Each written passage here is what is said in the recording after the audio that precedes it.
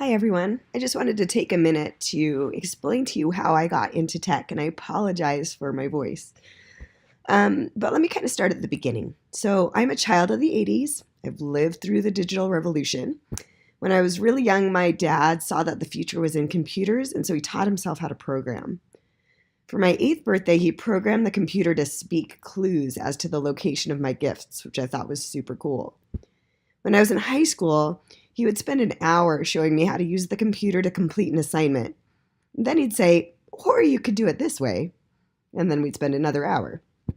There were times when the computer was my worst enemy. But the internet came around toward the end of high school. And during my first semester of college, I found myself having instant message conversations with my best friend in Minnesota and my dad back home at the same time. That sounds pretty tame now, but then it was pretty amazing. Tech for me at that time was an extra, something that few knew how to use. I didn't have a cell phone until well after I was married. In fact, my first cell phone was an iPhone.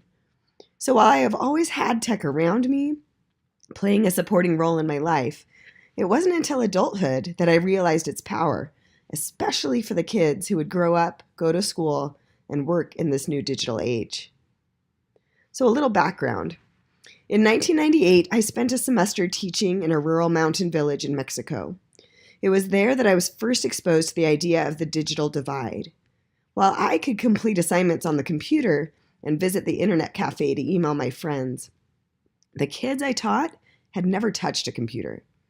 Their families may have had radios.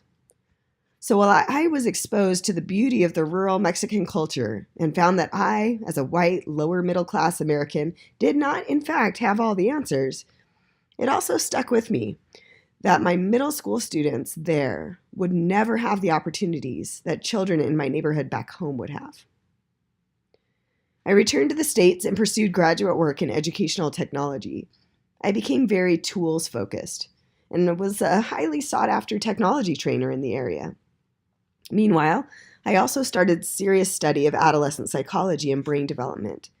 And the examination of what technology might be doing to kids stopped me in my tracks. I couldn't reconcile the serious issues kids were facing with my own advocacy for tech use. So I left the field. I stopped training people on tools and started studying and speaking about adolescents and what they need from us.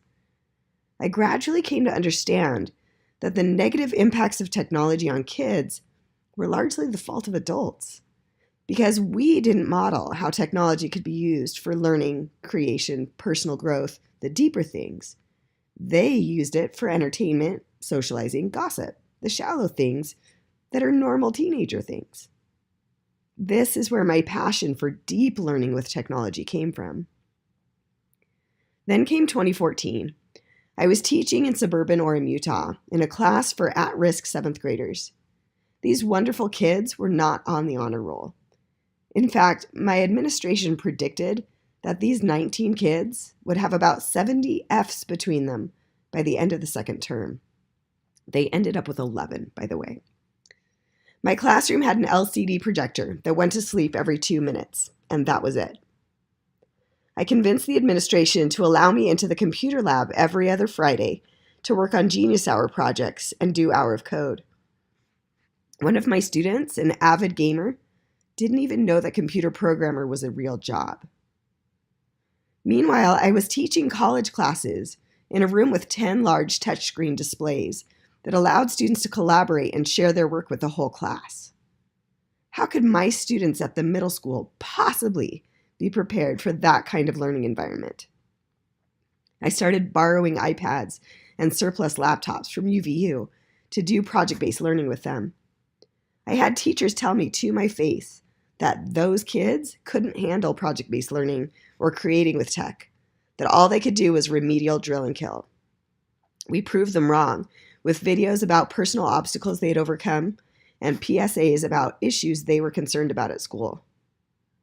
That same year, I attended a workshop about universal design for learning, and suddenly everything clicked into place. Technology, when used as part of the art and science of teaching, has the potential to give every student in our classes the power to learn and to have a voice. When students are constrained to a paper textbook, a single method of assessment, one way of participating in class, we miss the opportunity to see so many of their assets. Using technology, students are empowered to take control of their learning, and we can see them for who they are. So why tech? Because our students need to know how to navigate a digital world while maintaining their curiosity, their empathy, and their self-worth. Because technology enables our students to create in ways that simply weren't possible 10 or even 5 years ago. And most importantly, because I want every single student to feel like there is a path for them to learn and succeed in this world. And we can use tech to help them find it.